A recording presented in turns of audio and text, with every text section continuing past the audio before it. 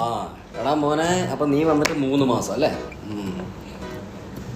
അപ്പോൾ 3-4 വർഷം കൊണ്ട് ഇവിടെ ജോലിയൊക്കെ ചെയ്ത് കടമൊക്കെ തീർത്ത് നാട്ടിലൊരു വീടൊക്കെ വെച്ച് ഒരു സുന്ദരിയായ പെങ്കൊച്ചിനെ കല്യാണമൊക്കെ കഴിച്ച് ക്യാഷ് ഡെപ്പോസിറ്റും അച്ഛൻ്റെ അമ്മയുടെ പേരിലൊരു ഫിക്സഡ് ഡെപ്പോസിറ്റും പിന്നെ ബാക്കി ശിഷ്ടമുള്ള കാലം നാട്ടിലെ ഓണം, വിഷു, പെരുന്നാളൊക്കെ ആഘോഷിച്ച് സന്തോഷമായിട്ട് ജീവിക്കുക. അതല്ലേ ഉദ്ദേശിക്കണേ? നടക്കാൻ പോണില്ല. എടാ മോനെ, നീ ഇനി ഞാൻ പറയുന്നത് ശ്രദ്ധിച്ച് കേൾക്ക്.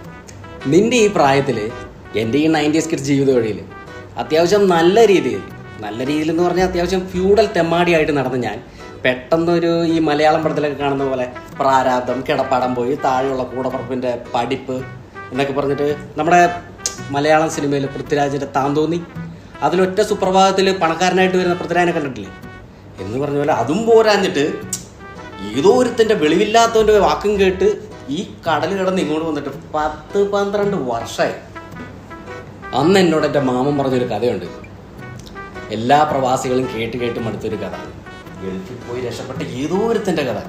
വല്ലവൻ്റെ കഥയും കേട്ടിപ്പോൾ ഇവിടെ വന്നിട്ടിപ്പോൾ എന്തായി? ഓരോ തവണ വിസ കഴിയുമ്പോഴും ഇവിടെ നിർത്താം, ഇനി നിർത്താം, തിരിച്ചു പോകാം എന്ന് വിചാരിക്കുമ്പോഴെല്ലാം എന്തെങ്കിലും ഇടാകൂടാം. പെങ്ങടെ കല്യാണം, അമ്മായിയുടെ പാലുകാച്ച്, നൂലുകെട്ട്, വസ്തു വാങ്ങൽ എന്നൊക്കെ പറഞ്ഞിട്ട് ഒരു 100,000 പ്രശ്നം. എടാ മോനെ, പ്രവാസം എന്ന് പറയുന്ന ഒരു ലൂപ്പ ചുരുളി പോലെ ഒരിക്കൽ അകപ്പെട്ട് കഴിഞ്ഞാൽ തിരിച്ചൊരു പോക്കില്ല. നമ്മളെപ്പോലെ ആയിരങ്ങൾ, ലക്ഷങ്ങൾ രക്ഷപ്പെട്ടവരോ വിരലിലെണ്ണാവുന്നവരോ മാത്രം. 6 അടി മണ്ണിലെന്ന പോലെ നമ്മളിവിടുത്തെ ഈ കുഞ്ഞു കട്ടിലിൽ കിടന്ന് വലിയ സ്വപ്നങ്ങൾ കാണും. അപ്പോഴും നമ്മൾ നമ്മളോട് പറയുന്നൊരു കാര്യമുണ്ട്, ഇന്നല്ലെങ്കിൽ നാളെ നമ്മളും രക്ഷപ്പെടും.